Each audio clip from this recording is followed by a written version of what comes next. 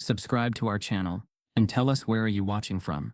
Share in the comments below. The December wind sliced through the cracked windows of the tiny duplex like shards of ice.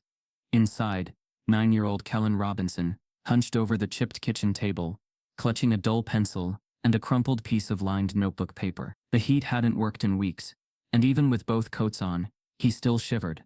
His fingers trembled as he wrote, not just from the cold but from the heaviness of knowing he was writing something nobody would ever read. The kitchen smelled of burnt toast and old grease. A single string of blinking red Christmas lights, half burned out, hung limply above the stove, the only decoration in sight. Kellen's mother, Nia, had tried to make it feel festive, but there was no tree, no presents, and no time for joy. She worked 3 jobs. There were days she came home long after Kellen had gone to bed, and left again before he woke up. Her absence wasn't neglect. It was survival. Kellen scribbled the words slowly, sounding them out in his head like he'd practiced in class. His teacher, Ms. Lambert, always told the kids to write their letters to Santa with hope. Hope is free, she said. But Kellen didn't believe that anymore. Not after what happened to his dad. Not after what kept happening to him. He folded the letter gently, slipped it into an envelope, and addressed it in big crooked letters, to Santa Claus, North Pole. Then he looked at it for a long time. It wasn't really meant for Santa. It was a message in a bottle, a cry thrown into the ocean of America, knowing the tide might never return it. Outside, he trudged through the mud and cracked pavement to the rusted blue mailbox at the edge of their street. The metal groaned when he opened it, as if even it was too tired to hope. He slipped the letter inside, held the flap down, and whispered, "Please, just this once." Back home, he sat on the floor of their room and stared at the spot where a Christmas tree should have been. He could still hear the kids at school mocking him for wearing the same shoes every day, for the holes in his backpack, for the way he never brought lunch. One of them had spit in his milk carton last week and laughed about it. He didn't tell his mom. She had enough to carry. The letter he mailed didn't ask for toys. It asked for something impossible. "Dear Santa, can you please help my daddy come home? I don't want nothing else. Just him. I've been good. He didn't do bad like they said, and I miss him more than anything. Also, my mama cries when she thinks I don't see. If you can help her not cry no more, I'd like that too. Thank you, Kellen." He had signed it in crooked pencil. No address. No stamps. Just hope. Meanwhile, hundreds of miles north, Christmas felt like a business meeting. In a high-rise nestled in the steel and glass skyline of Manhattan, Blake Whitford sat in his office, surrounded by things no longer capable of bringing him joy. His penthouse overlooked the city like a king's perch, but the air inside was cold, sterile. Blake was 38, childless, unmarried, and CEO of one of the largest digital commerce platforms in the country. His apartment looked like a museum, expensive, impersonal, designed by decorators who never asked what he liked. Christmas, to him, was another fiscal quarter. Decorations arrived by courier. Cards were signed by assistants and sent in bulk. Everything curated. Nothing felt. He hadn't spoken to his own parents in years. He'd built empires but couldn't remember the last time he'd laughed without checking his phone. Success had cost him silence, warmth, and roots. And in the last year, it had begun to feel like something darker, like guilt. But guilt over what? He couldn't always name. That evening, as he shuffled through his weekly charity correspondence, a stack of letters to Santa from underfunded schools landed on his desk. His foundation received thousands each year, most filtered through assistants and PR teams. They picked photogenic kids with heartwarming stories. Blake rarely read any of them, but this time, something strange happened. The envelope wasn't in the stack. It had been misdelivered into his personal mail pile. There was no return address. The paper was thin, cheap, creased by tiny fingers. He might have tossed it, if not for the handwriting. It was uneven, wobbly, earnest. And then he read it. "Dear Santa, can you please help my daddy come home?" Blake sat still. His fingers tightened. He kept reading, and with each word, something cracked inside him. The child wasn't asking for games or clothes. He was begging for his family back, for his mother not to cry, for anyone, to believe his father wasn't a criminal. Blake read the letter 3 times. He found himself blinking, confused by the burning sensation in his chest. It wasn't just sympathy. It was deeper, more invasive, like someone had just shown him a mirror, and for the first time he saw how far he'd drifted from humanity. The room seemed too quiet now, too clean. His hands shook slightly as he placed the letter down. He had no idea who the boy was. He had no idea how the letter got to him. And he had no idea why. Of all the letters in the world, this one reached him. But it had. He stood, walked to the window, and stared out at the lights below. Horns blared. Laughter echoed from another skyscraper rooftop. Somewhere down there, people drank champagne and toasted bonuses. But all he could hear was the soft pencil lines of a boy asking Santa to bring his daddy home. Blake turned back to the envelope. On the back, faintly pressed, was part of a school stamp half rubbed off, barely legible. And beneath it, something else. A name. A boy's name. Kellen Robinson. Blake's eyes narrowed. He whispered the name under his breath, as if saying it might unlock something. He had no plan, no reason to act. But something inside him stirred, and for the first time in years, he didn't feel numb. As Blake stared at the letter, the snow began to fall outside his window, and miles away, the systems that failed, Kellen were about to meet someone they never expected. The letter sat on Blake Whitford's desk like a wound left open. It had no right being there, lost among tax forms, product rollout schedules, and sleek invitations to rooftop galas. But it was there, and now it was inside him. Blake had opened hundreds of envelopes in his life. Investment offers, fan mail, lawsuits. None of them had ever lingered. But this had curled its way under his ribcage and planted something dangerous. A conscience. He hadn't known the name Kellen Robinson 10 minutes ago. But now, he couldn't stop whispering it to himself, again and again, like a riddle that didn't want to be solved. In the muted silence of his penthouse, Blake stood over the letter as if it might change shape if he stared long enough. Outside, the snow fell in lazy spirals, blanketing the city in the illusion of peace. But inside, he felt restless, claustrophobic, like the walls had drawn close. His assistant Maya buzzed in. "Sir, the investor calls in 5. He didn't respond. His eyes were still locked on the sentence. "My mama cries when she thinks I don't see." Blake had spent his entire adult life learning how to shut out pain. His company had trained AI to filter emotion from customer feedback. He knew how to make decisions that optimized success without ever touching real suffering. He lived in a world designed to stay clean. But this letter was dirty. It came from somewhere forgotten. Muddy floors, peeling ceilings, mothers who worked 3 shifts just to choose between rent and dinner, places he had never dared to go, except maybe in a speech or a marketing campaign. And yet, something about this child's handwriting had crushed the air from his lungs. He picked up his phone, then hesitated. What was he even trying to do? Find him. But how? There was no return address. Just a faint school stamp on the back. Lawns Grove, Unified. Blake didn't know the name, but Google did. It was a tiny underfunded school in rural Alabama. He didn't even know Alabama had rural schools like this still running.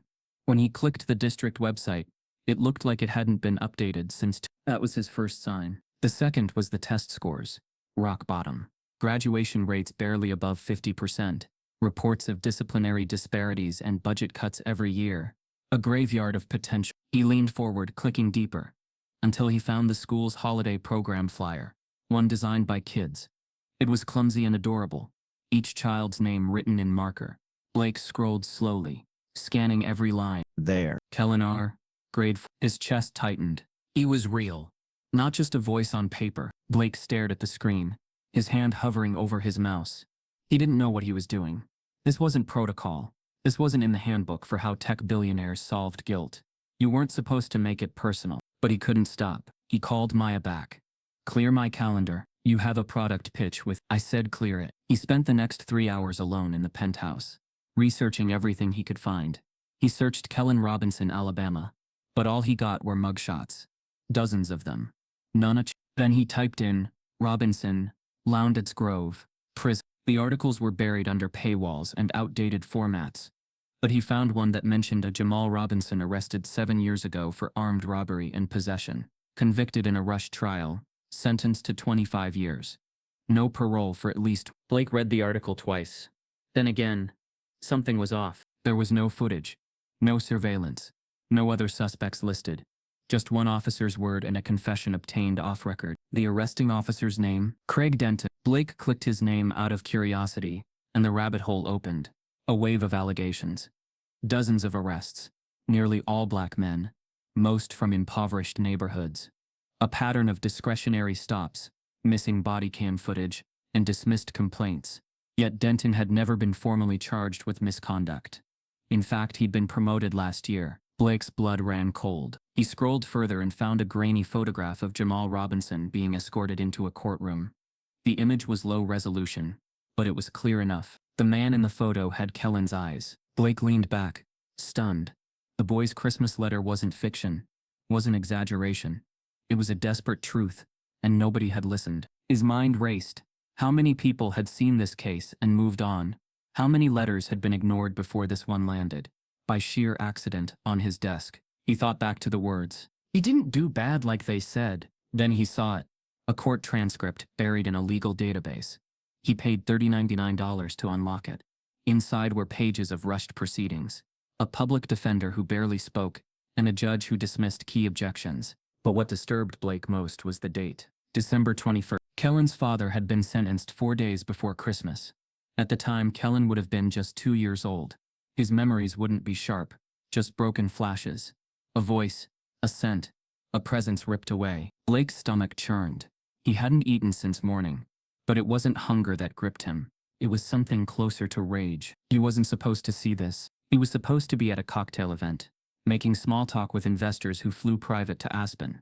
He wasn't supposed to know that 9-year-old boys in America still wrote letters asking for their fathers to come home from cages they didn't belong in. But now he did. His phone rang. He ignored it. Then it buzzed again. Maya. Blake, the board needs to approve the merger today. If you're not on that call, send someone else, he said quietly. Is this about that letter? Look, I know you're feeling something. It's not a feeling, Blake interrupted. It's a fact. And facts don't get ignored just because they're inconvenient. He hung up. He stared at the letter again, this time longer. Then he picked it up and tucked it inside a folder, along with the transcript, the court article, and a copy of the school flyer. He opened a new tab and began searching private investigators, licensed in Alabama. He'd crossed a line now. There was no going back. He wasn't chasing charity anymore. He was chasing truth. And it was messy, dangerous, and uninvited. The PI he hired was ex-military, low profile, known for discretion. Blake gave him one job: find Kellen Robinson. I don't want press. I don't want noise. Just answers. The man agreed. Said it might take a few days. Blake wired him $10,000 to get started. When he closed his laptop, the room was darker. The snow outside had thickened, turning the city into a blur of gray and white. Blake hadn't realized how quiet it had gotten until he heard a faint beep, the sound of his home security system alerting motion at the door. He wasn't expecting anyone. He stood cautiously, approached the panel, and tapped the camera feed. A courier. He opened the door. Delivery for Mr. Whitford. Certified. Blake took the envelope. It was thick, heavy. When he opened it, his face changed. Inside were photos of him, taken in public, at his building, at restaurants, some recent, some older, and a note: stay out of things that don't concern you. No name, no return address. Blake stepped back, heart racing. Someone was watching. He turned over one of the photos and froze. In the corner of the image, barely visible, was Kellen, standing outside a convenience store, alone, watching the camera, watching him. The courier's threat hadn't scared Blake away. It had only sharpened his focus. By the next morning, the private investigator, Marcus Harlan, was already on the ground in Alabama. Former Army intelligence turned quiet fixer, Marcus knew how to move without drawing attention. He operated through whispers, not headlines. Blake wanted answers, not noise, and Marcus delivered. The first report came in at 6:42 a.m., 3 photographs, a short typed page, and one handwritten note that said simply, "You need to see this yourself." The first image was of Kellen, standing on a broken porch in mismatched clothes, feeding a stray cat from a paper plate. The background told its own story: peeling paint, boarded windows, a crumpled mailbox duct taped to the siding. A weather-worn Christmas wreath hung crookedly on the door, its ribbon faded to gray. The second image showed Mia Robinson, Kellen's mother, leaving a Waffle House in a faded uniform. The timestamp was 2:18 a.m. The third photo, taken 7 hours later, showed her again, this time in a gas station vest, stocking shelves. Marcus's report painted the rest in grim brushstrokes. 3 jobs, no health insurance, living paycheck to paycheck, no child support, no government aid that lasted more than a few weeks. Every form filled out, every hotline called, every door slammed in her face. And that was before they even mentioned the father. Jamal Robinson's name surfaced again in Marcus's deeper background check. His conviction hadn't made national news, but it had lit up local whispers. Parents in their community spoke of what they did to that man, but never loud enough to be quoted. One thing became clear: racism wasn't the side story here. It was the whole architecture. Every piece of the Robinson family's pain sat on the scaffolding of an American system that had quietly decided who mattered and who didn't. Blake knew corporate corruption. But this was something more chilling. Something older. He dug into court filings next. Some were incomplete. Others were contradictory. Witnesses recanted. Paper trails disappeared. The state's own forensic report had been challenged, then sealed. The conviction had been based on a single eyewitness account. An off-duty officer who claimed he saw Jamal leaving the scene of a robbery. That officer's name? Craig Denton. There it was again. The same name from earlier. The one that kept circling this family like a vulture. Blake felt a cold sweat spread across his skin. He'd grown up believing in process, in law, in data. But this case reeked of something no spreadsheet could fix. This wasn't a glitch. It was design. Marcus confirmed that Jamal's court-appointed attorney had never filed a single appeal. No follow-ups, no review, one and done. The kind of defense black men got when the world had already decided they were guilty. And now, his wife was collapsing under the weight of it all. Blake leaned back from his laptop, silent. This wasn't just poverty. This was orchestrated invisibility. He couldn't shake the image of Kellen's letter. The careful handwriting. The way he'd asked for his daddy back like it was a toy he'd lost. Not a man wrongfully caged. Blake got on a private flight that afternoon. When he landed in Montgomery, Marcus was waiting. They didn't go to the duplex right away. Instead, Marcus took him for a drive around the community. Blake stared out at the homes, many more boarded up than lived in. Stray dogs roamed freely. Storefronts sat hollow, their neon signs still flickering from a decade ago. Marcus spoke low. This is where programs go to die, where funding dries up before it arrives, and where a black family has to work 3 times as hard just to tread water. Blake didn't speak. He was watching a group of kids playing with a flat basketball. One wore a hoodie that read, "Don't shoot," in faded black letters. Eventually, they reached the Robinson home. Blake stayed in the car. He wasn't ready. Not yet. He watched as Marcus walked the property line, peering around the side of the house. The roof had caved slightly in one corner. A blue tarp was stapled over part of it. Clotheslines sagged across the backyard. A rusted tricycle sat overturned in the grass. Then he saw her. Nia. She exited through the front door in scrubs. Her face was drawn, hair pinned back in a rushed bun. She looked tired in a way that had nothing to do with sleep. Her eyes scanned the horizon, like she was always bracing for bad news. Blake didn't approach. He wasn't ready to be real to her yet. That evening, back at his hotel, Blake asked Marcus a question that had haunted him all day. How does a man like Denton keep burying people like this without consequences? Marcus didn't flinch. Because it's legal to look the other way. And the people who could have stopped it didn't want to lose their pensions doing the right thing. Blake stared at the ceiling. He wasn't just trying to arrest someone. He was trying to erase him. And now, Marcus said slowly, he's done it so many times. People treat it like weather. Unjust, but normal. Blake felt sick. He pulled up a photo of Kellen again, this time from school records. The boy had a cautious smile, big eyes, thin shoulders, a quiet sadness that was too old for 9 years. That night, Blake couldn't sleep. He lay awake thinking about what it meant to exist in a world where a child's suffering was standard. He kept hearing Kellen's voice, though he'd never heard it in person. I just want my daddy to come home. He couldn't fix the world. He knew that.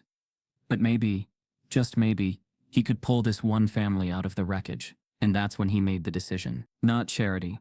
Not sponsorship. Justice. He would find a legal team. He would file motions. He would bring media if he had to. Not just for Kellen, but for every man like Jamal who'd been lost in the shadows. But as he prepared to make that call, Marcus walked in, phone in hand. Blake, you need to see this. He handed over his phone. On the screen was a video. Shaky. Cell phone footage. It showed Officer Craig Denton at a press event the year before, standing beside a senator, talking about neighborhood safety. But that wasn't what stunned Blake. It was what came after. The phone panned, unintentionally, to the crowd, and there, watching from the back, was Nia. Her face wasn't just angry. It was terrified. The person filming muttered, That's the woman they tried to ruin after she recorded the judge. Blake looked up. What? Marcus nodded. That's what I've been trying to confirm. Apparently Nia tried to expose something. Years ago. An audio clip. Something about a judge making racist comments in chambers. Where is it? Gone. She wiped it. Or someone wiped it for her. And right after that, she lost her nursing license for technical violations. Blake felt like the floor was tilting. So it wasn't just Jamal. It'd come for Nia too. Whatever she'd tried to fight had swallowed her whole. Blake closed the laptop. This wasn't just a wrongful conviction. It was a war of silence, waged against a black family who tried to stand up. And as Blake stared at the photos on his desk, one name flashed again from a sealed court file. Craig Denton, with a final note attached. See classified internal report. Use of falsified evidence in 4+ minority arrests. No disciplinary action taken. Blake didn't sleep that night. The name Craig Denton echoed through his thoughts like a siren that never shut off. It wasn't just the repetition of the name that unsettled him. It was the pattern wrapped around it. Everywhere Blake looked, Denton's presence hovered in the background of broken lives, sealed records, and closed doors. He wasn't just an officer. He was a gatekeeper. And for families like the Robinsons, he had decided who deserved a future, and who didn't. That morning Blake had asked Marcus to pull everything. Disciplinary records, internal memos, body cam logs, union filings, even anonymous tips. What came back wasn't loud or explosive. It was worse. It was quiet, clean, bureaucratic. Denton's file read like a man who never made mistakes, never crossed lines, never faced consequences. But the arrest statistics told a different story. Over a 10-year period, Craig Denton had arrested more than 200 people. Nearly 80% were black men. Most were under 30. Many arrests occurred during discretionary stops, traffic violations that escalated into felony charges. In at least 15 cases, body camera footage was listed as malfunctioning. In others, it simply didn't exist. Blake stared at the spreadsheet, his jaw tightening. This wasn't coincidence. It was choreography. Marcus pointed to a column Blake hadn't noticed. See these cases? The ones with no footage? They all have one thing in common. Blake leaned closer. Same judge. Same prosecutor too, Marcus added. Same public defender assigned to multiple defendants in a single week. Blake felt his stomach turn. This wasn't just one bad cop. This was a machine, and Denton was its most efficient gear. They shifted focus to Jamal Robinson's arrest, the night that split a family in half. Marcus had managed to obtain something rare, archived radio traffic from that evening. It wasn't supposed to exist. Dispatch recordings older than 5 years were routinely erased. Unless flagged for internal review, Jamal's case hadn't been. But someone somewhere had kept a copy. Blake sat in the hotel room, headphones pressed to his ears, as the audio crackled to life. Static, muffled voices. Then Denton's voice cut through, confident, controlled, almost bored. Dispatch, I've got a suspect detained near Willow and 9th. There was a pause. Another officer responded asking for a description. Denton hesitated. Just half a second too long. Black male, he finally said. Late 20s, hoodie. That was it. No name. No probable cause. Just a body and a color. As the audio continued, Blake listened to Denton narrate the scene. Not as it happened, but as it needed to sound. He mentioned a weapon before one was found. Claimed resistance before backup arrived. Described a confession that never appeared on tape. At one point another officer asked, "You sure this is our guy?" Denton's response was immediate. "It's him. Trust me." That sentence landed like a hammer, because trust was all it took. No evidence, no witnesses, just the word of a man who knew the system would protect him. Blake removed the headphones slowly. His hands were shaking. "This is fabricated," he said quietly. Marcus nodded. "And that's just the audio." There was more. A supplemental report filed by Denton 2 days after the arrest contained details that contradicted the original police narrative. Timelines didn't match. Locations shifted. A witness statement appeared that hadn't existed before. Someone had retroactively stitched a case together, and the court had accepted it without question. Blake thought of Kellen, hunched over a kitchen table, writing a letter asking for his father back. He thought of Nia, watching her husband disappear into a system that had no intention of giving him a fair fight. Jamal Robinson hadn't just been arrested. He'd been selected. Marcus lowered his voice. "There's something else you need to hear." He played a second clip. Shorter, rougher. It sounded like a pocket recording, distorted but unmistakable. "Denton again. You know how this goes," he said, speaking to someone whose voice was barely audible. These people don't have lawyers worth a damn. It'll stick, these people. Blake closed his eyes. That was the moment the story shifted. This wasn't about whether Jamal was innocent. Blake knew he was. This was about how many others had lost decades of their lives because one man decided some futures were disposable. The unexpected twist came when Marcus revealed the source of the audio. It didn't come from an internal leak, he said. It came from a civilian. Blake looked up. Marcus hesitated. A former dispatcher, white woman, retired early.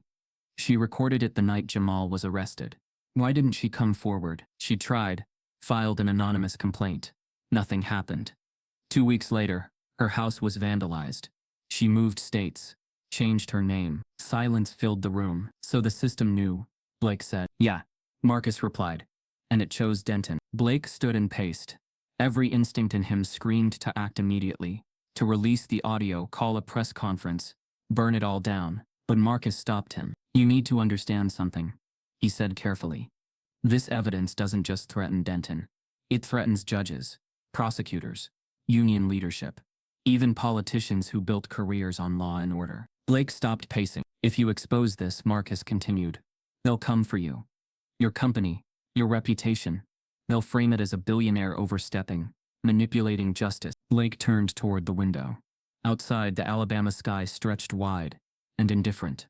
Somewhere beneath it, Jamal Robinson was sitting in a concrete cell, counting years he'd never get back. And if I don't? Blake asked. Marcus didn't answer immediately. If you don't, he finally said, then nothing changes.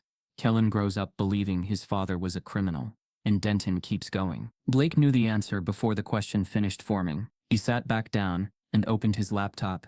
He created a new folder and labeled it Robinson Case. Inside, he placed the audio files, arrest reports, court transcripts, and Marcus's analysis.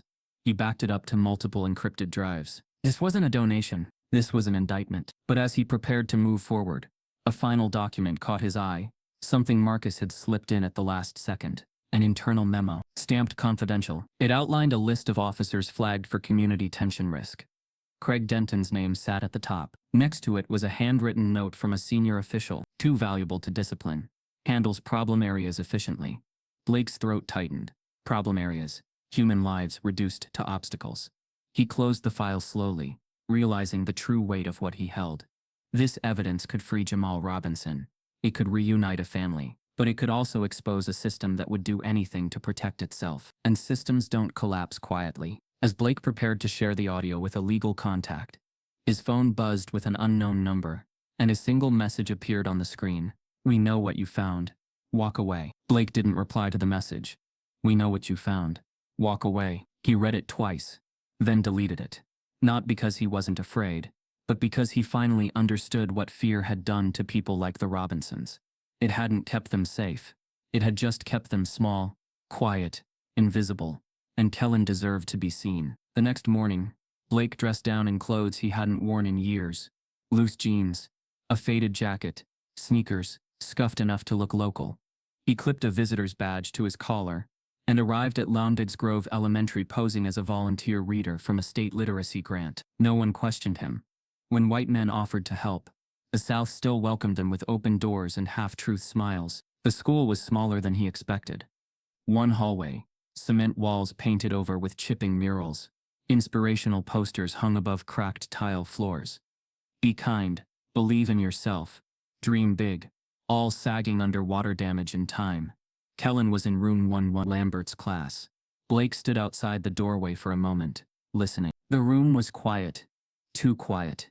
Third graders should have been loud, joyful, curious, but here it felt muted, like someone had turned the emotional volume all the way down. Ms. Lambert greeted him with the exhausted warmth of an underpaid teacher holding too much. She gestured to the reading corner, where 5 students sat on an old rug patched with duct tape. Kellen was the smallest one, seated in the back, arms folded tightly across his chest. His hoodie swallowed his thin frame, and he didn't look up when Blake approached. Blake knelt down, his voice gentle but clear. Mind if I read something different today? No response. He pulled a folded paper from his coat pocket and began reading. Not loudly, not theatrically, just as it was written. Dear Santa, can you please help my daddy come home? I don't want nothing else, Just him. Kellen's head slowly turned. His eyes locked onto the paper in Blake's hands, like it was a ghost resurrected. And I miss him more than anything. Also, my mama cries when she thinks I don't see. Blake's voice cracked. He hadn't meant for it to happen. He thought he was prepared. But the weight of reading those words aloud, in front of the child who wrote them, cracked something deep inside him. His breath hitched, and before he could stop it, a tear slid down his cheek, and then another. The room froze. The other children stared. Ms. Lambert blinked, but Kellen didn't move. He just stared at Blake, this white man in scuffed shoes, crying over words no one else had cared about. He didn't flinch, didn't smile, just watched, like he didn't quite believe it was real. Blake wiped his face. I'm sorry. It's just, what you wrote. It matters. You matter. Still, Kellen said nothing. Later during recess, Ms. Lambert leaned over to whisper. He hasn't talked much since his dad went away. Sometimes not for days. Blake nodded, but his heart ached. He watched Kellen standing alone by the chain-link fence, kicking a pine cone with methodical boredom. Other kids ran past him in laughter and chaos. He stayed still, a boy on pause. Blake approached slowly. No sudden movements. You wrote something powerful, Kellen. The boy didn't look up. I read a lot of letters. Yours didn't ask for toys or games. You asked for something most people wouldn't dare. Kellen's voice was so quiet, Blake barely heard it. Nobody read it before. Blake knelt again, not to meet the boy's height, but his loneliness. Well, someone did this time. Someone who couldn't forget it. A long pause. Then, barely audible. Why? Blake hesitated. Because I was looking for something real. Because I needed to feel human again. Because I'm trying to fix what men like me have broken. He didn't say any of those things. Instead, he said the only thing that felt true. Because your voice found me. Kellen finally looked up. His eyes were sharper than they should have been. For 9, tired in a way no child's should be. You work for Santa? Blake almost smiled. No. But I might know someone who owes you a favor. Another long silence. Then a whisper. Can you make people listen? Blake's chest tightened. I'm trying. Kellen dropped his pine cone. His hands were fidgeting now, pulling at his sleeves. They say my daddy was bad. That he did something wrong. What do you believe? Blake asked gently. Kellen looked down. I believe Mama when she cries. It hit Blake like a gut punch. That night, he returned to his hotel more shaken than he expected. Seeing the damage up close, the stillness in Kellen's voice, the caution in his posture, felt heavier than all the data files and court documents combined. This wasn't just systemic, it was personal. At 9 years old, Kellen had already stopped asking for joy. He just wanted absence of pain. The next morning, Blake returned to the school with a laminated copy of Kellen's letter. He handed it quietly to Miss Lambert and asked her to keep it safe. As he turned to leave, he felt a tug on his coat. Kellen.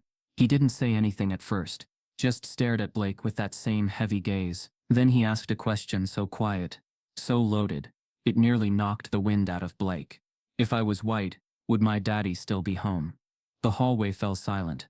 Blake opened his mouth, but nothing came out, not because he didn't know the answer, but because he did. And as Kellen walked away, head down, Blake's phone vibrated with a call from Marcus.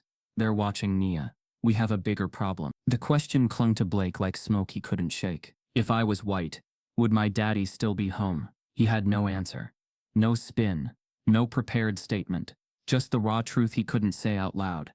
Yes, probably. Because Blake knew the data. He had seen the patterns. Jamal Robinson wasn't in prison because of what he did. He was there because of what he looked like, and where he came from. That night, Blake couldn't stop replaying Kellen's voice in his head. It wasn't angry. It wasn't loud. It was worse. It was tired. A kind of weariness that no 9-year-old should know. As if he'd stopped expecting answers from the world a long time ago, and was now only testing if this new white man would lie to him like the rest. At 3:17 a.m., Blake finally texted Marcus. I need to see Nia. Set it up quietly. By morning they arranged a meeting. Not at her home, too exposed. Not in public, too risky. Instead, Nia agreed to meet him at a small abandoned church on the edge of town, long since decommissioned. The stained glass windows cracked. The cross above the door rusted and crooked. She arrived 15 minutes late. Looking exhausted, guarded, her hoodie was pulled low, her hands shoved deep in the pockets of a coat 2 sizes too big. But her eyes sharp, watchful, untrusting, never stopped moving. I don't know why I'm here, she said as she entered. voice firm but tired. Blake stood near the old altar, hands clasped. Because your son asked me a question I couldn't answer. She flinched. Kellen talked to you? Blake nodded. He trusted me enough to ask if God hates him. If being black means he was born already punished. Nia froze. The air between them shifted. She looked away, blinking fast. He never said that to me. I think he didn't want to make you carry it, Blake said softly. He's already carrying more than any child should. Nia sat on the edge of a pew, shoulders sagging. He used to believe in things. In magic. In prayers. I think I broke that in him. You didn't, Blake replied gently. The world did. There was a long silence. Dust floated through the light pouring in from the cracked windows. Nia spoke next, and her voice had no more armor. Do you know what it's like to tuck your kid in at night and wonder if the system's gonna come take him in his sleep? Blake shook his head. She kept going, words spilling now, like a dam had cracked. He's already invisible. Teachers act like he's not there. Doctors ignore his asthma, till he's wheezing blue. When I called the police once about a break-in, they asked if I was sure it wasn't my own people. Blake's throat tightened. I'm so sorry. Sorry won't fix the years they took from Jamal, she said, voice rising slightly. Or the food stamps they cut when I missed one appointment. Or the time CPS came because someone at school thought I yelled too loud. They don't ask white mothers those kinds of questions. He knew she was right. Nia leaned forward, looking at him closely. You're not from here. You've got money. Skin like theirs. So why do you care? Blake inhaled slowly. Because I've lived a life designed to benefit me, and I didn't question it. I walked through doors that slammed shut behind people like Jamal. I made money in a system that punishes Kellen for being born. She studied him for a long time. Then, almost a whisper. If you're for real, you better be ready to lose everything. He nodded. I already started. They sat there in silence for several minutes. Two people from opposite ends of America, held together by one small boy who still believed enough to write a letter. Then Nia said something Blake would never forget. Kellen thinks God forgot us. But the truth is worse. Blake looked at her. He thinks God never saw us to begin with. That sentence didn't just hurt. It haunted. It followed Blake the next day when he returned to the school. He'd come back to read again. Quietly. In the corner of the classroom. This time, Kellen sat closer. Still guarded. But curious. Blake read books that talked about courage, hope, family. But the boy barely reacted until one moment, when Blake read a line from a children's book that said, "You are not invisible, even if the world acts like you are." That's when Kellen looked up. Just for a second. But it was there. A flicker. Blake saw it. A crack in the armor. He smiled. But peace, in places like Lounded's Grove, rarely lasted long.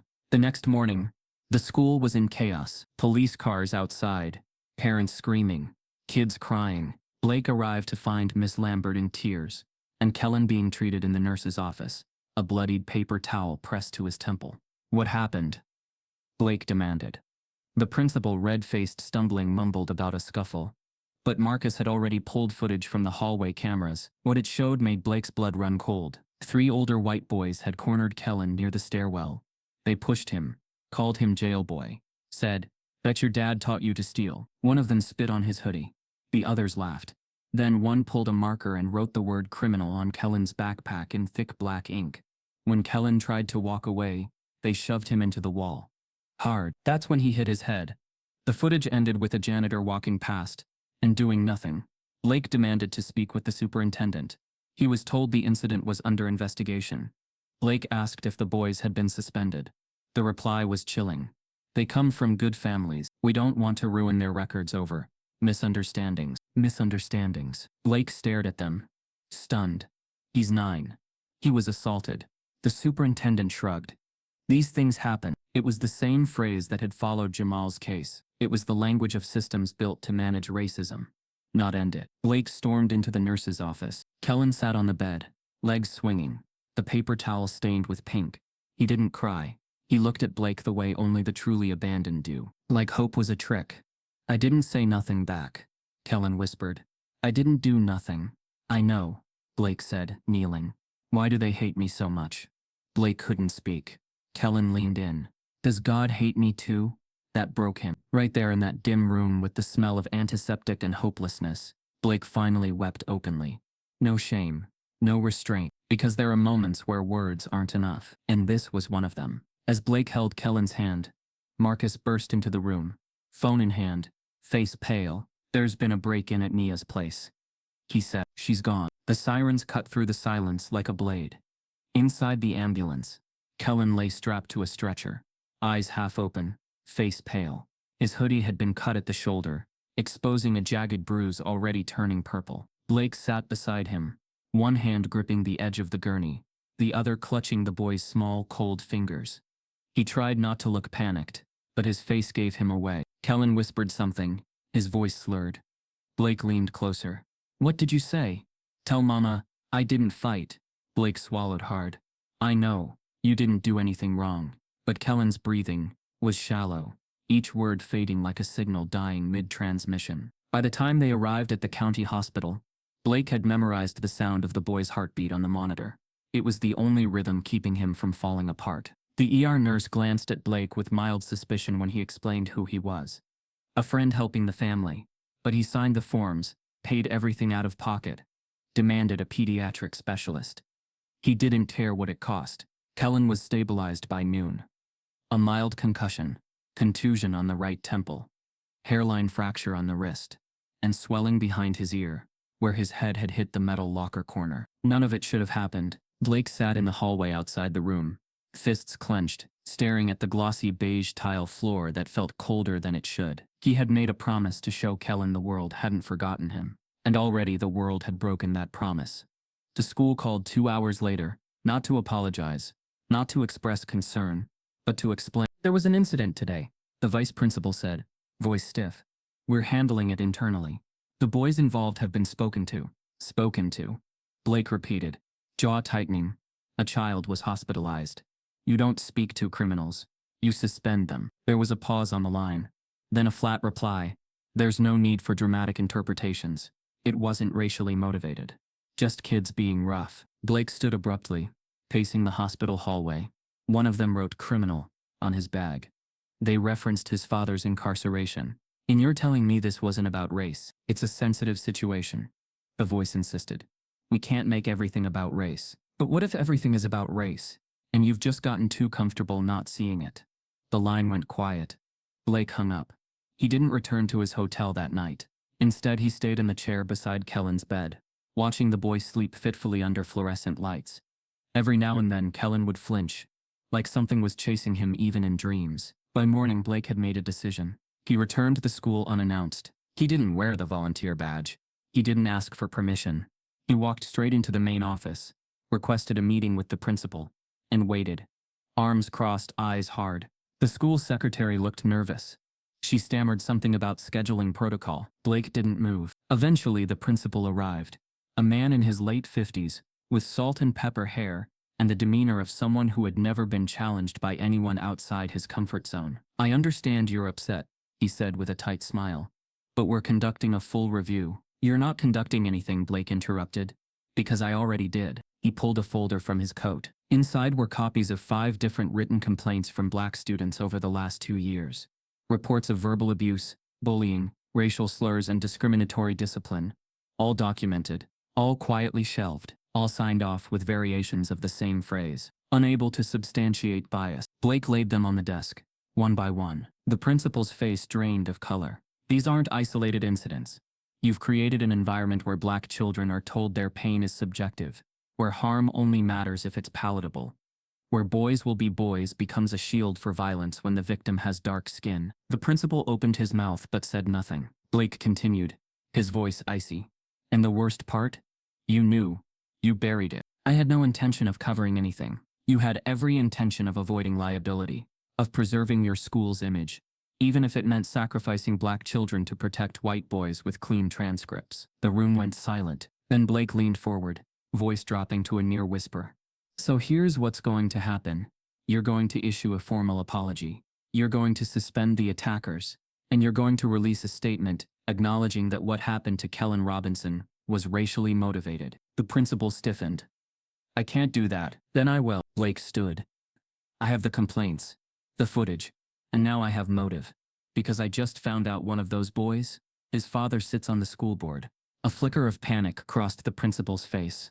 I'll give you 24 hours. Blake turned and left, heart pounding. But he didn't even make it to the parking lot before his phone buzzed again. Unknown number. He picked up. A man's voice, calm, deep, and clipped, spoke on the other end. "You're in over your head." Blake didn't reply. "We know what you're trying to do, and we know where you're staying. Walk away, Mr. Whitford. This isn't your fight." Blake's chest tightened. "Who is this?" The line clicked off. No answer. Just silence. Later that afternoon, Marcus found something. He'd been combing through school board meeting records and budget audits when he discovered a peculiar expense. Security consultation. Craig Denton. Blake froze. Denton worked for the school? Marcus nodded grimly. Briefly. About a year ago. As a consultant on youth safety. It was hush-hush. Internal only. No public announcement. Blake stared at the computer screen. Breath slowing. Denton wasn't just a rogue cop. He was networked, embedded in systems that made sure people like Jamal never got justice. And now Blake was poking holes in a web that stretched wider than he realized. He thought he was battling incompetence, but this was something else. This was strategic invisibility, engineered to look like oversight, but designed to erase people like Kellen before they ever had a chance. Later that evening, Blake returned to the hospital. Kellen was awake. "Hey," Blake said, sitting down beside him. Kellen looked at him quietly, his eyes still dull. "They said it wasn't about race," he murmured. "I know," Blake replied, "but they were wrong. I didn't do nothing." "I know that too." A pause. Then Kellen asked, "Are you leaving like the rest?" Blake shook his head. "Not this time." Kellen didn't smile, but for the first time, he didn't look away either. Blake reached into his pocket and handed him a small notebook. "I want you to write everything down, every feeling, every memory. No one can take that from you." Kellen took it slowly, held it like something sacred. Blake stood. "I'll be back tomorrow, and we'll keep fighting." But as he stepped into the hallway, Marcus met him with a grim look. "There's been a breach. Someone accessed your encrypted drive remotely." Blake's heart sank. "How?" "I don't know," Marcus said. "But the files you had on Denton and the complaints, they're gone." And a new file had been uploaded in their place. Just one image, a close-up photo of Blake's face, crossed out in red. The image on Blake's laptop screen burned into his mind, a high-resolution photo of his own face, slashed with a thick red X. It was crude, but intentional, not just a threat, a warning, a message that said, "We see you." Marcus immediately shut the laptop and disconnected the Wi-Fi. "We're compromised," he said. "Someone got through encryption." Blake leaned back, jaw tight, mind racing. "They left that image on purpose, which means they want you to know this is personal." Marcus added, "You pushed too close to someone who has reach." Blake didn't respond. His eyes were fixed on the now blank screen, but his thoughts were spiraling deeper. He wasn't scared for himself. Not really, but he dragged Kellen and Nia into a storm they never asked for. A storm that had already taken too much from them. Before he could react, there was a knock at the hotel door. A courier, plain black jacket, nondescript, clean cut. "Delivery for Mr. Whitford," he said. Blake hesitated. Marcus checked the hallway before accepting the envelope. No signature required. No sender information. Just a stark white envelope with Blake's name typed across the front in all caps. He opened it slowly. Inside was a legal notice.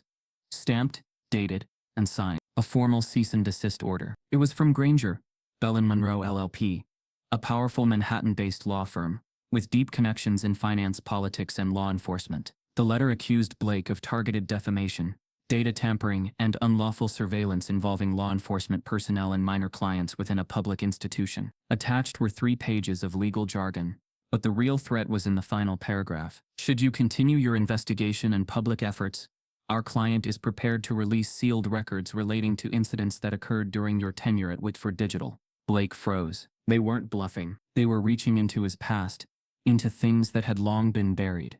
Things he thought no one would ever find. Marcus looked at him. "What's in those records?" Blake didn't speak at first. Then he stepped away, rubbing his forehead.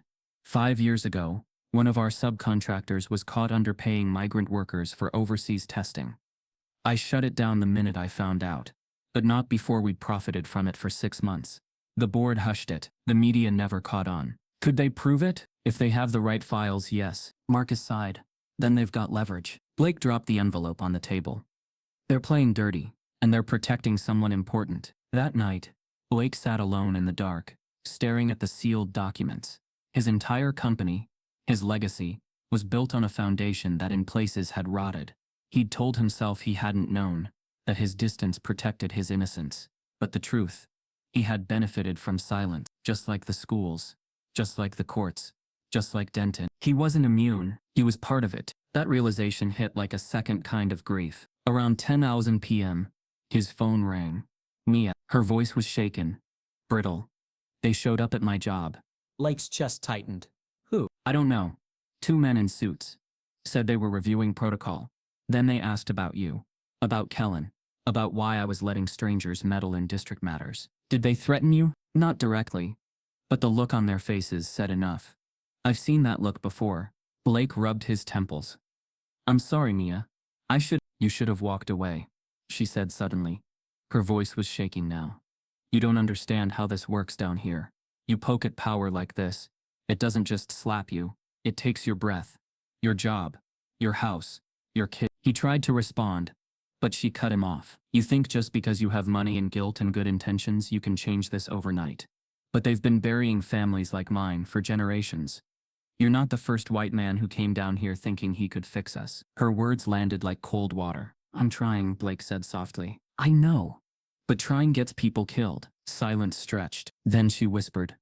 They already took my husband. I can't lose my son too. Blake's voice cracked. I won't let them hurt Kellen. You can't promise that. The line went quiet. She exhaled shakily. If you care about us at all, Blake, you'll stop. Right now. Walk away. He closed his eyes. Part of him wanted to agree. To step back. To protect them by retreating. But deep inside, something rebelled. Because if he walked away now, wasn't he just proving Kellen right?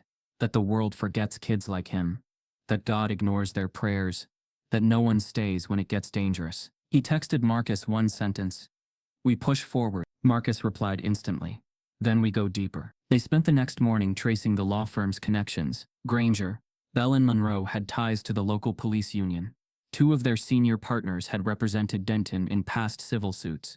Suits that mysteriously disappeared before reaching court. More chillingly, the firm had represented Leonditz County School Board in a previous discrimination complaint, a case dismissed after the plaintiff withdrew under pressure. This wasn't a coincidence. Blake was up against a legal firewall built to preserve racism. He forwarded the letter to his personal attorney in New York, who confirmed it was authentic, but likely unenforceable. They're bluffing, she said, trying to intimidate you. They picked the right threat, Blake muttered, because I'm not clean either. Well, she said, maybe that's why you're the only one who should be doing this. That night, Blake drove to the hospital again. Kellen was awake, drawing quietly in the notebook Blake had given him. He didn't look up when Blake entered, but his pencil paused. I saw Mama cry today, he said, still not looking. She told me you had to go. Blake sat down. I know. Are you leaving? Blake didn't answer. Kellen finally turned, eyes sharp. They always leave. Blake reached across the blanket, placed a hand over the boy's wrist. Not me. Kellen studied him for a long time, then asked softly, even if it hurts? Blake nodded. A tear slid down the boy's cheek. I want my daddy back. I know, Blake whispered. And we're going to fight for that. Together. Just then, Marcus walked in with a paper in hand. Blake, you need to see this. It was an unsealed manila envelope. No address. No markings. Inside, a printed screenshot from inside Blake's own apartment in New York. The image showed his living room, a camera feed he didn't know existed, and beneath it, in typed font, you know where this ends. You choose when. Blake stared at the image, breath caught, and behind him, Kellen whispered, are they watching us now? The soft whir of hospital machines filled the silence around them, but the air in Kellen's room had shifted. The printed image of Blake's New York apartment, taken from a hidden camera he never installed, sat on the table like a loaded weapon. It was a message, not just to him but to anyone who still thought justice was a fair game. And Kellen, barely healed from his attack, had asked the one question Blake couldn't ignore. Are they watching us now? Blake knelt in front of the boy, steadying his own voice. Maybe, but that's why we have to stay louder. Kellen didn't respond, just slowly turned back to the notebook where he was sketching. This time he drew a figure sitting in a prison cell with a shadow holding the key. Its face blank, its hand pale. It wasn't subtle. Marcus pulled Blake aside once Kellen was distracted with a coloring book. We need to get Nia somewhere safe. If they're in your apartment, they're 2 steps away from her front door. She won't leave, Blake said quietly. She thinks if she moves, They'll take it as a reason to come harder. He wasn't wrong. That afternoon, Blake asked Mia to meet him in the hospital chapel, a small neglected space tucked behind the second floor. The stained glass windows were cracked. The air smelled faintly of bleach, but it was quiet, and it was private. She arrived in a hoodie, a scarf wrapped tight around her head. She sat stiffly in the wooden pew, arms folded, eyes already brimming with resistance. "I know what you're gonna say," she started. Blake shook his head. "I'm not asking you to run. Good. Because I'm done running." There was something hard in her voice. Not anger, not fear. Something forged by years of swallowing both and surviving anyway. He sat beside her. "You've been followed before," he said. "Tell me the truth," she sighed. "The first time was a month after Jamal got locked up. I tried calling the legal aid office, but they never returned my messages. When I showed up in person, the receptionist looked nervous, like she'd been warned, told me my name had been red flagged." "Red flagged, yeah?" Said my file was delicate and couldn't be handled at that location. And 3 days later, a man in a county SUV started parking outside my house. Every night. Same car. Didn't get out. Just sat there. Blake's fists clenched. "You reported? Who to? The police? The same people who let Denton walk free every time he dragged another black kid out of a gas station." Blake nodded slowly. "There's more," she said, lowering her voice. "I didn't tell anyone, not even Jamal. But I recorded something." He looked at her. Mia exhaled. "A year after Jamal's trial, I was working as a night nurse in the courthouse medical wing. Judge Cranston came in for a blood pressure check. He didn't know I was in the room. He was talking to someone on speakerphone, bragging about how they cleaned up another thug from the county rolls. Said something like, 'We get these people early, or they rot into riots.'" Blake sat frozen. "You recorded it?" She nodded. "It was an old phone. I hit record. Didn't get the whole conversation. But the worst part? I got that. Where is it now?" She hesitated. "The next day, I brought it to someone I trusted. A friend from church who said he knew someone in local media." "What happened?" "I lost my job that same week. No warning. Just told I was being investigated for theft. I never heard back from my friend. He left town 2 months later." Blake leaned forward. "Do you still have the file?" Her voice faltered. "I think so. I deleted it from the phone, but I backed it up. It's hidden. I buried the flash drive under a floorboard in Kellen's old room." Marcus entered the chapel at that moment, reading the tension on their faces. "She has a recording," Blake said, "of the judge. Proof of what we've been saying." Marcus nodded. "We need to get it." Quietly. That night, Mia waited until the neighborhood lights were low. She parked 2 blocks away and walked back to her house under cover of darkness, Marcus shadowing her from across the street. Inside, the house smelled like dust and old memories. She stepped into Kellen's room, now half empty. Toys boxed and furniture sold off in pieces over the years to pay bills. She pulled back the frayed rug, pried open a loose plank, and reached into the hollow. The flash drive was still there, still taped in the plastic bag she'd sealed it in 6 years ago. She held it in her hand, staring at it for a long moment. Then she whispered, "You've waited long enough." When they met back at the hospital, Blake plugged it into a secure offline laptop. It took 30 seconds to load. The file name was generic. Audio 001. He clicked play, at first just the rustling of movement. Then the faint voice of a woman, Mia asking, "Sir, can you take a deep breath for me?" Then came the unmistakable voice of Judge Cranston. Smug and unaware. Another one down. Denton brought him in clean. No fuss. Just how I like it. Pause, laughter. Gotta get these boys early. You let 'em believe they belong in the world. Next thing you know, you got protests, demands, all that black noise. Muffled voice on the speakerphone. "Yeah, he had a kid. But better the father in than out. We don't need another angry little black boy growing up thinking he's a victim." The room went silent. Blake stared at the screen, eyes wide. Naya covered her mouth, shaking. Kellen, sitting on the bed nearby, didn't understand the full weight of it. But he felt the energy shift. He looked at his mother, then at Blake, his eyes full of quiet fear. "Is that about Daddy?" he asked. Nia nodded, tears forming. "Yeah, baby. That's about your daddy." Blake stood up, voice low and tight. "This isn't just racism. This is calculated. It's policy dressed up as justice." He turned to Marcus. "We release it." Marcus hesitated. "You sure? Once this is out, you can't unring the bell. The DA will circle the wagons. The judge might claim it's doctored. We'll have one shot to make this count." Blake stared at the screen. "I've been cleaning my past with silence. It's time I burn it with truth. He uploaded the file to a secure cloud, encrypted the link, and sent it to 3 trusted journalists, each with a history of exposing corruption. One in New York, one in Atlanta, one local. Then he sat back, waiting. 30 minutes later, the first one responded. This is explosive. Confirming authenticity now. Preparing a story. Blake exhaled. For the first time in weeks. Something real. Something irreversible. But before he could react, Nia gripped his arm. Her face had gone pale. Her phone buzzed in her other hand. On screen, a new message. Just one sentence. Your son walks home from school alone tomorrow. Still think you're brave? Blake grabbed the phone and noticed the number matched one from his call log days earlier. Someone inside the system wasn't just watching. They were pretending to help. Inside, the house smelled like dust and old memories. She stepped into Kellen's room, now half empty. Toys boxed and furniture sold off in pieces over the years to pay bills. Blake stared at the text on Nia's phone, his pulse pounding against his throat. The number matched one of the earlier anonymous tip lines Marcus had used to gather intelligence. Someone they thought was helping. Someone inside their circle had been compromised. Kellen's soft voice broke the silence. What's wrong? Blake didn't answer. Instead, he turned sharply to Marcus. Shut down every digital channel. Scrub our connections. I want to know exactly who rerouted that call. Marcus nodded and moved fast. Blake had already made his decision. Enough fear. It was time to take the fight public. That evening, inside a guarded suite 2 floors above Kellen's hospital room, Blake sat at a laptop with trembling fingers. He uploaded the explosive audio file.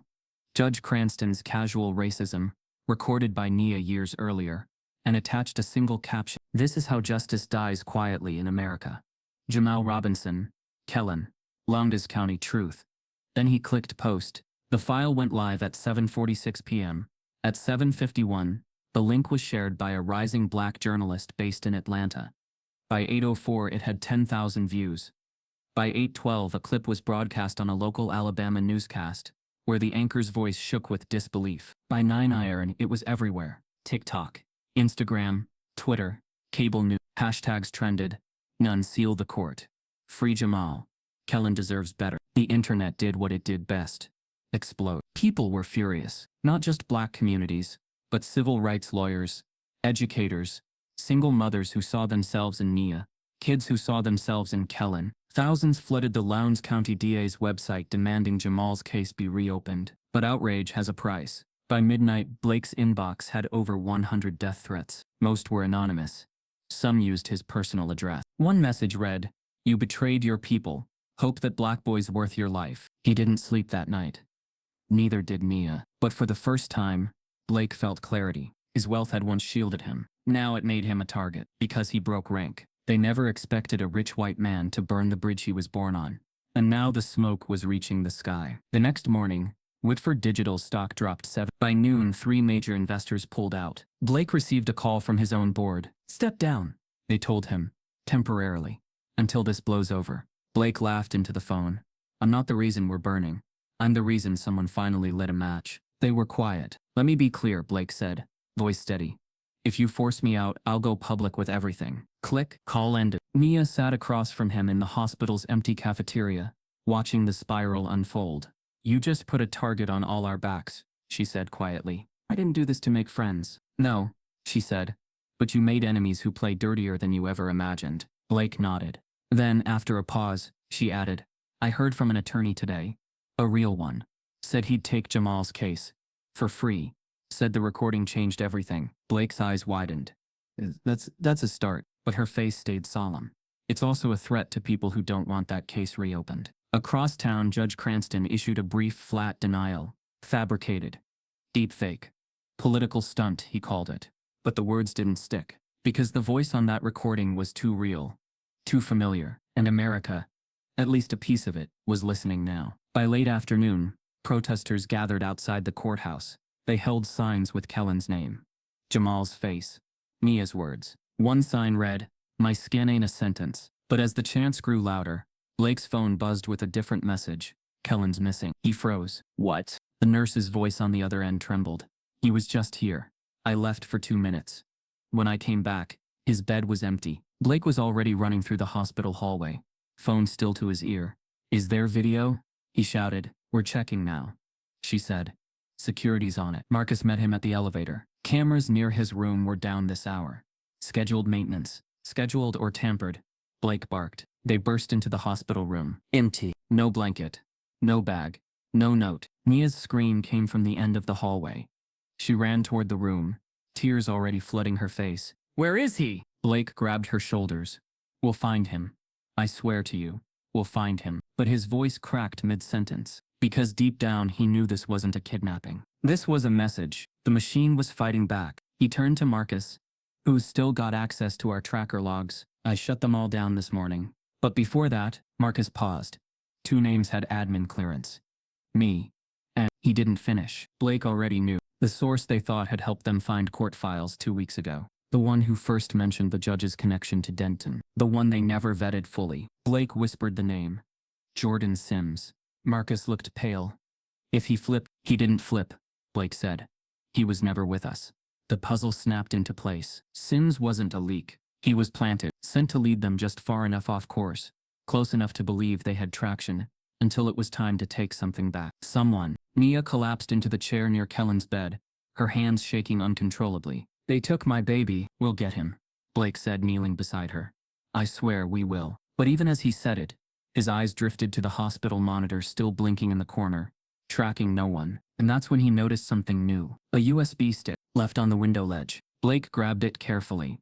Marcus took out his laptop, scanning it for viruses, traps, anything malicious. Then he opened the file. It contained one item. A video clip. Grainy, black and white. Clearly security footage from inside a moving vehicle. Kellen sat in the back seat of a van. Silent. Not crying. Just staring straight ahead. A white-gloved hand reached out and gently removed the notebook from his lap. Then the screen went black. A message appeared. He's alive. For now, stay silent, or the boy never comes home. And underneath the message, a second file began downloading, labeled Jamal Robinson case redacted full, something they were never meant to see. The screen stayed dark for several seconds after the grainy video ended. But the silence that followed was louder than anything Blake had ever heard. Kellen. In the back of a van. Silent. Staring. Gone. Blake's jaw clenched as he gripped the side of the hospital bed. Across from him, Nia stared at the now blank screen with the wide, glassy eyes of a mother who had just seen her child vanish in real time. Marcus sat frozen, hand still hovering above the laptop mouse. That van didn't have plates. There's no date stamp either. They wanted us to see it, but not trace it. Or maybe, Blake said slowly, they wanted us to stop looking. A new file had begun downloading from the flash drive, labeled Jamal Robinson case redacted full, but it was too early to focus on it. There was only one priority now. Find Kellen. Blake rushed to the hospital administrator's office, demanding answers. He wanted surveillance footage from the past 2 hours. He wanted every door checked, every security guard questioned. But before he could finish his rant, a calm, clipped voice spoke behind him. Mr. Whitford? Blake turned to see a woman in a navy pantsuit, perfectly pressed, a laminated badge clipped to her chest. Department of Child Protective Services. I'm Angela Reed, she said coolly. I'm here in regard to Kellen Robinson. Nia appeared in the hallway like a storm front. Where is my son? The woman didn't flinch. Ms. Robinson, your son was removed under emergency protective custody. Given the media exposure, the threats against your family, and recent events, the state determined he was in danger. You took him without telling me. Angela remained calm. It was an emergency action. You kidnapped him, Nia screamed. Blake stepped between them. Where is he now? I can't disclose that. Marcus stepped forward. Why not? Angela smiled politely. For his safety. Blake's voice dropped. We've already seen him. In the back of a van. On a flash drive someone left in his hospital room. So I'll ask again. Where is Kellen? Angela blinked. I have no knowledge of that. Then why are you here? Blake snapped. She pulled a clipboard from her bag and held it out. To inform you officially that all contact with Kellen is now suspended until further notice. His guardianship is being reassessed. Any attempt to interfere may constitute obstruction. Blake took the form. Scanned it. Something immediately caught his eye. The judge's signature, at the bottom of the page. Cranston. Of course, he turned the paper around and pointed to it. So let me get this straight. The same judge we exposed as a racist, with a viral audio recording, is now the one deciding whether this boy should be removed from his mother. Angela didn't respond. You all work for each other, Nia said bitterly. Different faces. Same circle. Blake stepped closer. You think moving Kellen makes this go away? That will stop? Angela tucked the clipboard under her arm. You are welcome to file a formal motion. She turned and walked away, heels clicking against the tile, disappearing into the elevator, without a word of comfort.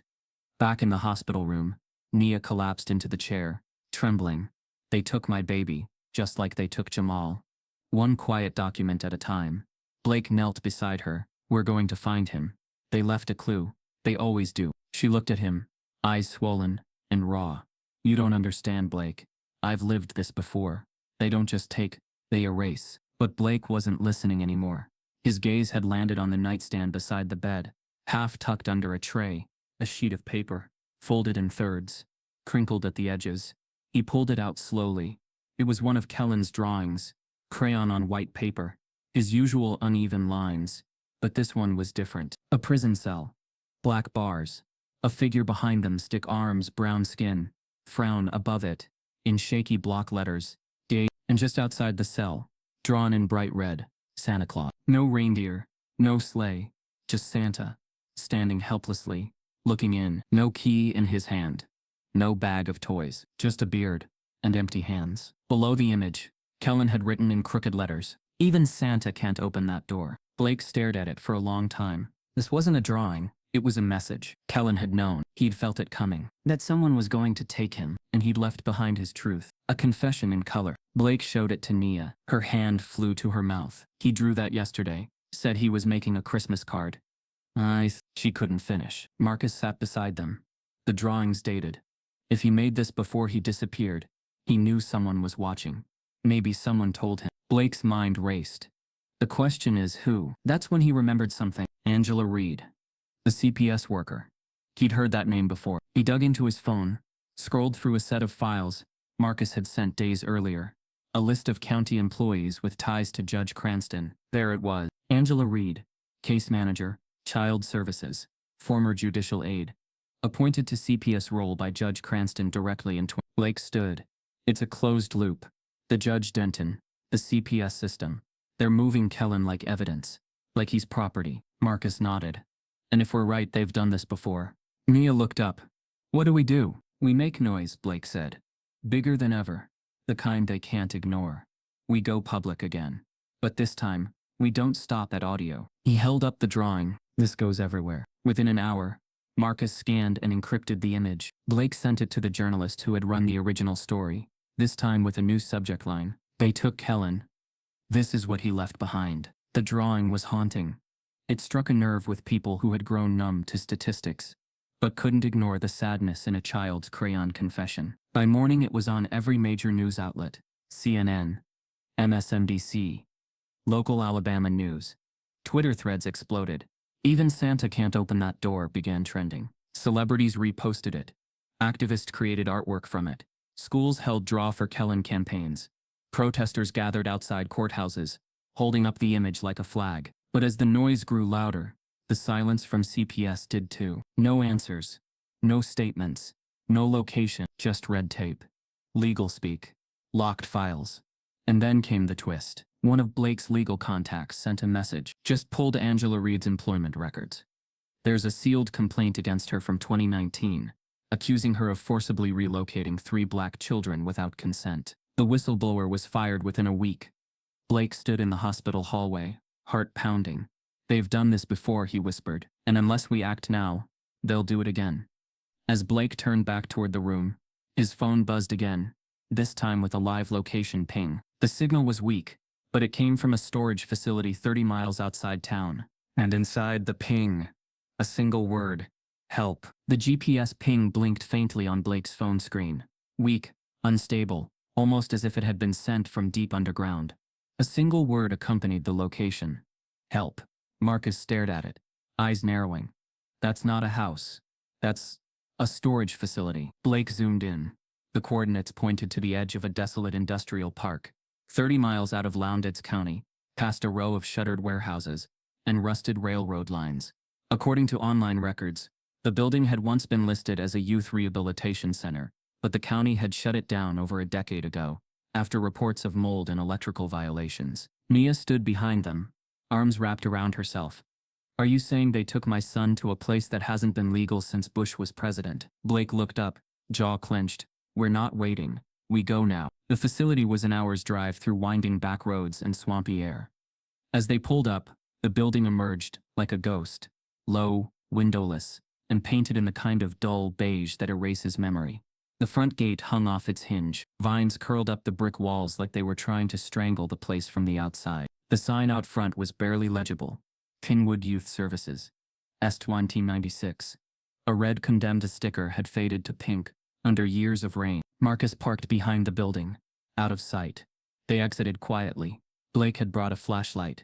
Nia clutched a small photo of Kellen in one hand, and a kitchen knife in the other. The front door was padlocked, but the side entrance, slightly ajar. They slipped in. Inside, the smell was overwhelming.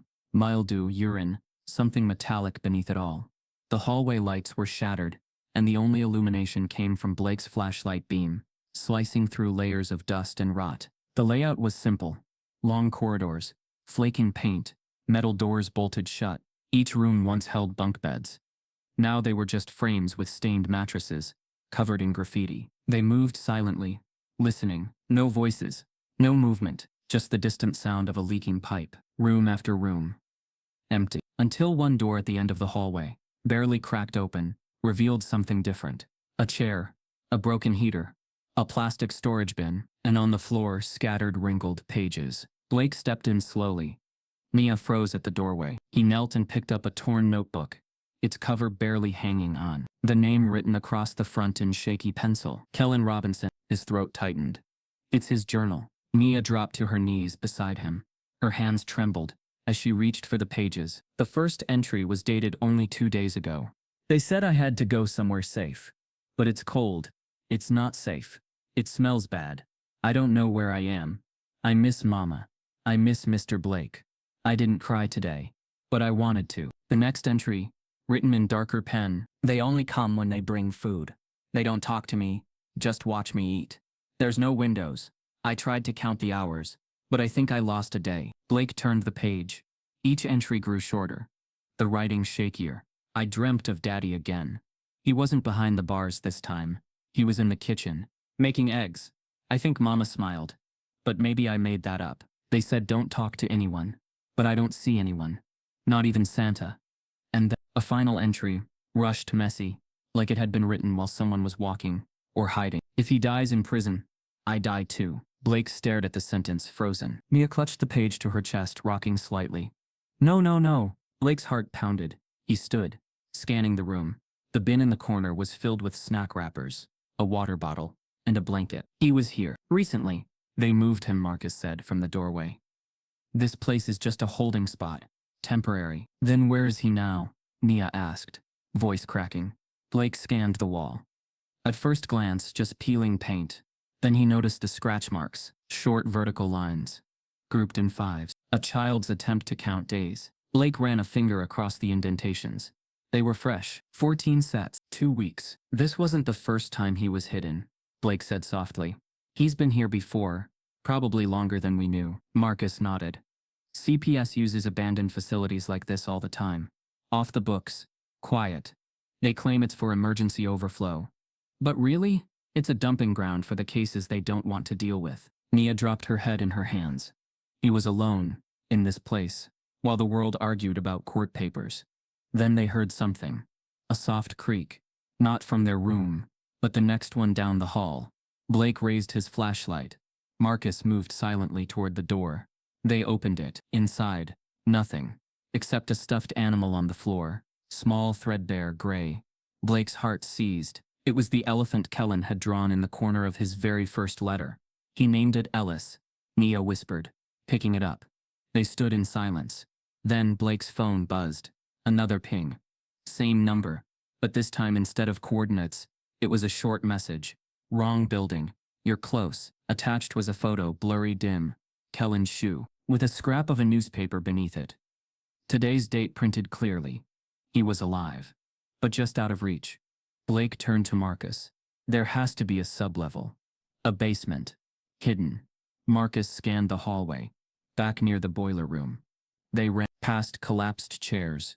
broken lockers, long-forgotten punishment rooms. They reached the boiler room, door sealed, rusted, but not locked. Inside, a hatch in the floor, bolted tight with industrial chains, and on the wall beside it, something new, a drawing, done in red crayon, rushed. Another jail cell, but this time, a stick figure was behind it, with a second figure standing beside it, not Santa. It was a man in a suit, tall, with a red X across his chest. Blake.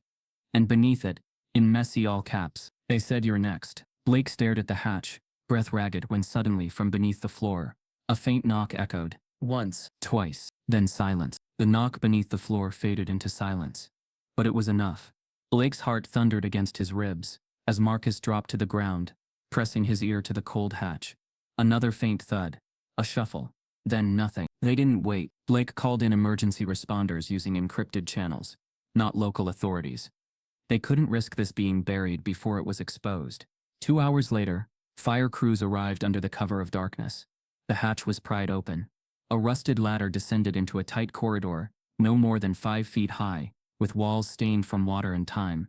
At the very end, curled into the corner on a thin mattress laid over concrete, was Kellen. His eyes opened when he saw the light. Not with fear, not with tears, but with something worse, exhaustion. He didn't speak when Blake pulled him into his arms. He didn't flinch when Nia sobbed against him. He just whispered, "I knew you'd come." Blake held him tighter than he'd ever held anything in his life. The photo, the crayon drawings, the scratches on the wall, all of it had led here. And now Blake knew the fight had to end in the one place that started it all. The courtroom, with Kellen safely recovering under federal protection, and Nia now joined by a new civil rights attorney who had taken her case pro bono. Blake directed all energy toward what mattered most, freeing Jamal. They couldn't afford delay. Not now. Not after what the system had done to cover its tracks. Blake's legal team filed an emergency motion in Montgomery County to reopen State v. Jamal Robinson. The motion included the suppressed audio of Judge Cranston, the false witness statements, the history of Denton's misconduct, and for the first time in any courtroom, Kellen's Christmas letter. The judge assigned to the hearing was Clara Benton, a no-nonsense black woman with a reputation for cutting through politics and precedent. When she read the motion, she ordered a hearing within 72 hours. Outside the courthouse, protests swelled. Inside, it was standing room only. The morning of the hearing, Blake sat on a bench outside the courtroom, the letter in his hands. Its edges were worn now. The pencil strokes faded, but the truth it carried had only grown louder. Nia sat beside him, her hand resting gently on his knee. "They're going to hear him today," she whispered. "Even if he's not in the room." Blake nodded. "We'll speak for both of them." The courtroom buzzed as they entered. Reporters lined the back. Cranston wasn't on the bench.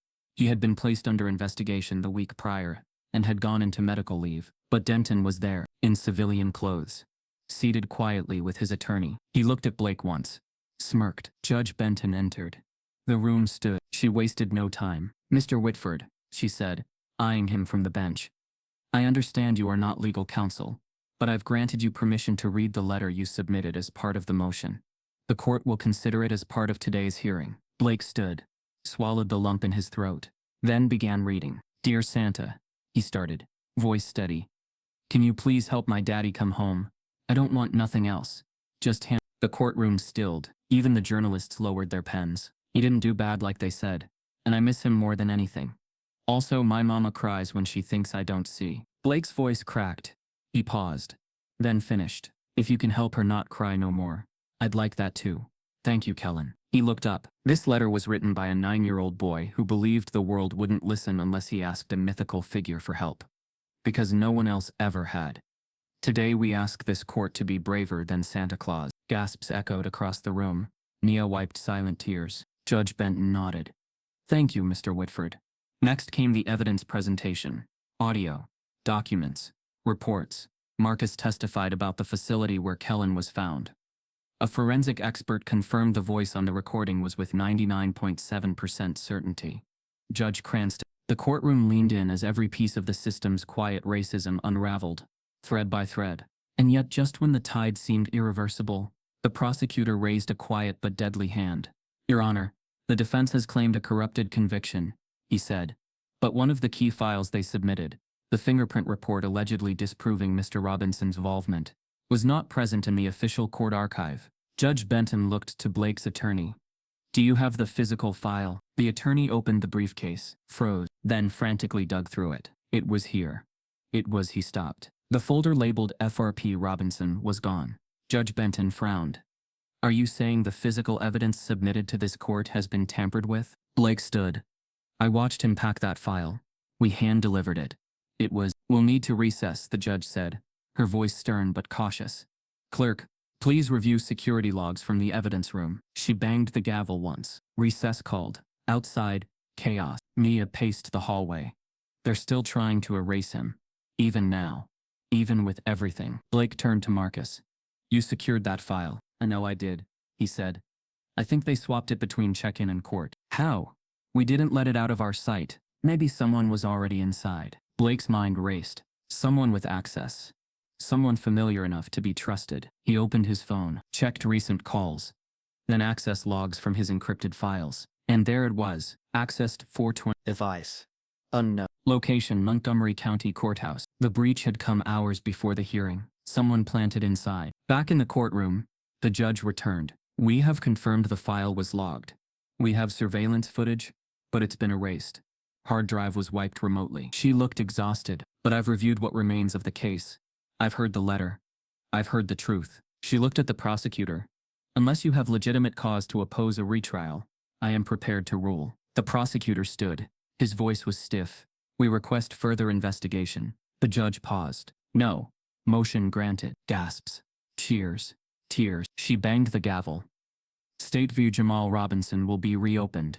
A retrial is now authorized. The room exploded into a storm of emotion. But Blake sat still, because something still didn't add up. Someone had risked federal obstruction to erase one file. Why, unless the truth inside it was more than just fingerprints? Maybe it named someone. Back at the hotel that night, Blake opened his laptop again. He searched one phrase from the redacted case file they never fully opened. Forensic handler of FRP evidence.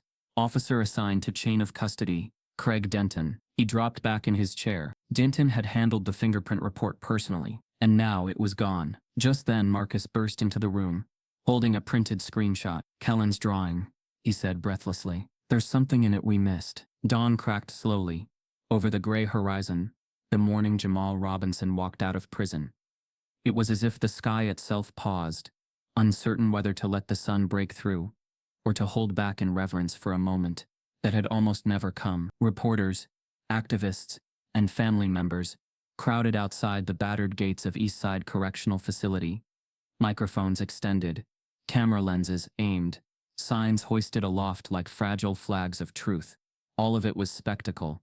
All of it was noise. But for Jamal, it was finally air. Real air. He hadn't seen sunlight in 8 years. The steel doors groaned open, and for a moment Jamal blinked against the brightness. His face was thinner, etched with years stolen by a conviction that never should have been.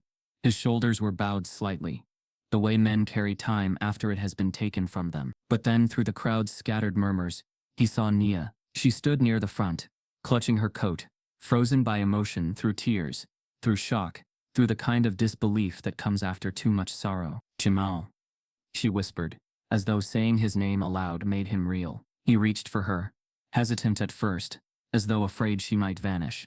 Then, with a quiet, trembling step, he walked to her. Blake was there too, standing just behind Nia, hands in his pockets, jaw tight, not with cameras in his face, but with gratitude in his eyes.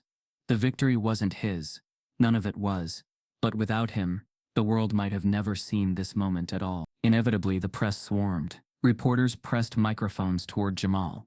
Flashbulbs popped. Activists yelled questions. Somewhere a banner unfolded that read, "Justice finally." Jamal's voice, rough from years in a cage, was steadier than anyone expected. They thought they could bury the truth, he said. They thought time and silence would finish their work. But they didn't know one thing. Love doesn't quit. His gaze found Nia's, and for a moment, cameras disappeared. Years of struggle, hardship, tears, and unanswered screams were all in that look, raw and unfinished. Blake stepped back, letting them have their moment, because this wasn't his triumph, it was theirs. Once the official statements were done, once the news crews packed up their gear, and once the crowd began thinning under the rising sun, Blake moved toward the quiet edge of the parking lot. He spoke gently. Kellen is alive, he said. Jamal stopped walking. Blake continued, voice low, sincere. We found him.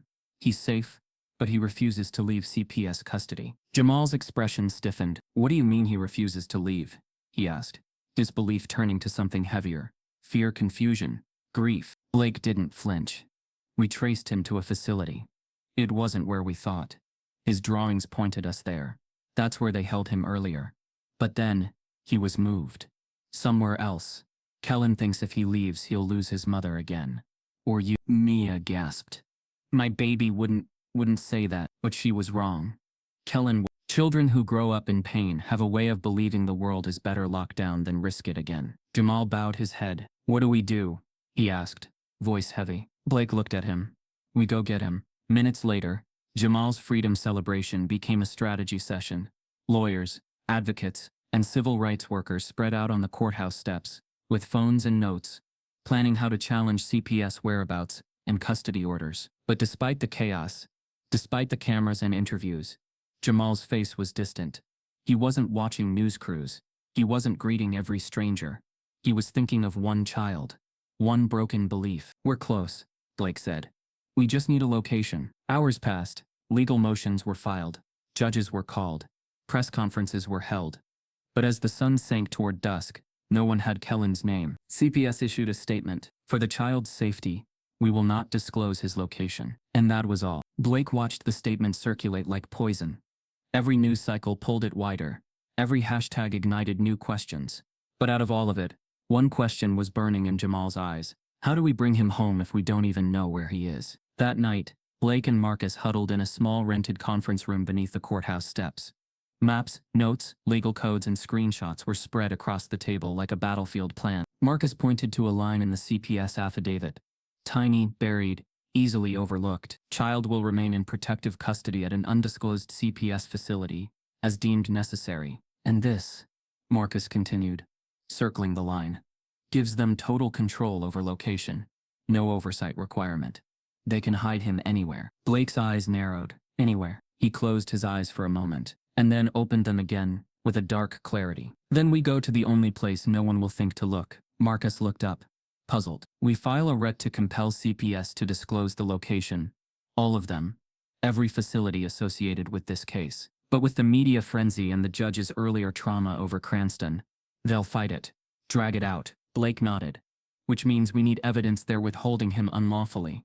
And I think we have it. He pulled a photograph from his pocket. Mia had taken it weeks earlier, before Kellen disappeared. It was a picture of a crayon drawing a prison cell with Santa outside. No key in his hand. Marcus studied it. It looked symbolic then, he admitted. But now, it's evidence of how he understood his world. How he saw captivity. Blake agreed. It shows his belief that freedom only came with impossibility. That he saw himself as unreachable. And we can use that to argue CPS didn't act in his best interest. They worked through the night on the legal brief. Just hours later, before dawn, they filed it. Emergency custody disclosure motion. Kellen Robinson v. CPS of Lowndes County. It went straight to Judge Benton, the one who had reopened Jamal's case. Her chambers were quiet when Blake presented it. Her eyes were tired but unwavering. Mr. Whitford, she said, this is a serious claim. If CPS is unlawfully withholding a child, that's not just a custody issue. It's a constitutional one. Blake nodded. Exactly. She studied the brief, then leaned back. There was a long pause. Give me one solid location, she said quietly, and I will issue an order compelling CPS to produce him within 24. Blake exhaled. He handed over the photograph. She didn't look pleased. Based on this alone, she asked. It's not alone, Blake said. We have patterns, drawings, pager records, movements traced by flash drives. It's all circumstantial. Yes, unless you connect it with his emotional state. And he drew this while in custody before disappearing. The judge stared at the crayon drawing. Fine, she said. I'll issue the order. But I want proof of life along with the location. I want him in court before noon tomorrow. Relief washed over Blake. But just as he turned to leave, Christine Halverson, the CPS attorney assigned to the case, appeared in the doorway. Her expression was cold. Your motion is granted, she said, voice deceptively calm. But don't forget, this courtroom is bound by law. Blake met her gaze. Of course, she smirked. And Judge Benton wants proof of life. I can provide that. Blake raised an eyebrow. Oh, you can, she continued. But it won't be the Kellen Robinson everyone is expecting. Blake froze. What do you mean? Christine turned and walked away. Check your email. Blake opened his inbox. One new attachment. A photo. At first it was dark, blurry. Then the image came into focus. A small room, an empty chair, and on the wall behind it, written in crayon, I am not Kellen Robinson. Blake's breath caught, because that wasn't a denial. It was a name, and it was written in handwriting that was too familiar. Snow fell in soft, almost apologetic flurries over the Lowndes County Courthouse, dusting the sidewalks, cars and rooftops in a silence that felt too perfect for the story unfolding within. But inside the sterile walls of the CPS holding center, hope wasn't falling. It had been buried years ago in a boy who no longer believed he deserved it. Kellen sat alone on a cot, in the corner of his holding room, knees pulled tightly to his chest, eyes fixed on the dull gray wall across from him. The soft knock at the door barely registered. Blake stepped inside quietly, carrying nothing. No phone, no backpack, no files or promises, just himself. Hey, he said gently. Kellen didn't move. He stared straight ahead. Blake sat on the floor across from him, mirroring the boy's posture. The silence stretched, thick and awkward, but he didn't fill it with empty words. He waited. Finally, Kellen spoke, voice barely above a whisper. You don't have to keep coming. Blake nodded. I know, but I want to. Kellen blinked, jaw tense. Why? Because I care about you. About what happens to you. A long pause. Then Kellen shook his head. Bitterness laced through every syllable. Don't waste it. I ain't like you. I ain't worth saving. Blake's throat tightened. He leaned forward slowly. You think I'm here because I think you need saving? No. I'm here because the world failed you. Because they made you believe your life doesn't matter unless it's wrapped in presents or money, or big words. But you mattered before any of that. You mattered the second you were born. Kellen turned his head slightly, eyes shining but defiant. I don't believe in God no more. Or Santa. Or family. You said love don't break.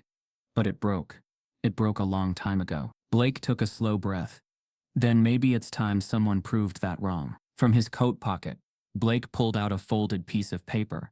The edges were bent, fingerprints smudged from too many hands. He unfolded it and held it out. It was the original Christmas letter. Kellen stared. That's yours, Blake said. That's where all of this began. And I think you deserve to hear how it ends. He unfolded a second sheet, a new letter. This one was addressed to Kellen. From who? Kellen asked. From your dad. He wrote it yesterday. He wanted you to have it if you didn't want to see him yet. Kellen took the letter hesitantly. His eyes moved over the page slowly, and by the second paragraph his shoulders started to shake. Tears slipped down his cheeks. He said he dreams of cooking breakfast with me. Said he remembers my laugh. But I don't even remember what he sounds like. Blake nodded, eyes misting. He never forgot yours. There was a knock at the door. Mia stepped in. Kellen froze. She looked older than he remembered. Tired. But her eyes were soft, full of something he hadn't seen in anyone in a long time. Unconditional love. Hi baby, she said softly. Kellen didn't run to her, but he didn't turn away either. Mia took a few steps, then knelt beside Blake. I missed your voice. I missed your smell. I missed you breathing under the same roof. Kellen swallowed. His voice was hoarse. I don't want to get taken again. Nia reached out a hand. Then we fight every day to stay together. No more secrets. No more hiding. We face it all as a family. Kellen looked at her hand, then placed his own inside it. Outside, the snow began to fall harder. Blake stood and stepped back, allowing them space. Later that day, on the courthouse steps, a surprise press conference was announced. Blake stood beside Nia Jamal and Kellen, now reunited at last. Before a sea of cameras, Blake pulled out the original Christmas letter, no longer just a note to Santa, but a manifesto of resilience. He read it aloud once more. When he finished, he handed the microphone to Kellen. The boy looked down, then up at the crowd. His voice wavered. I thought nobody read letters from kids like me. But I was wrong. Somebody did. And now my daddy's home. So I'm gonna write a new one. Right now. He pulled a crumpled sheet from his coat. Dear America, he read. This year for Christmas I wish for something bigger. I wish nobody else like me has to sleep in a place that smells like fear. I wish no more mommies have to beg for justice. And I wish people like Officer Denton don't get to hide no more. I don't believe in Santa, but maybe I believe in people. Silence fell. Then came the applause. Then the tears. Then the headlines. As snowflakes drifted through the air, A national news anchor replayed the footage across televisions nationwide. The caption read, "A new Christmas wish. One black child, one nation, listening." No child should have to beg the world to see their pain, or write a letter just to be heard. If Kellen's story moved you, don't let it end here. Type yes if you believe every black child deserves to be safe, seen, and loved. Subscribe if this broke your heart, and you're ready to stand for justice.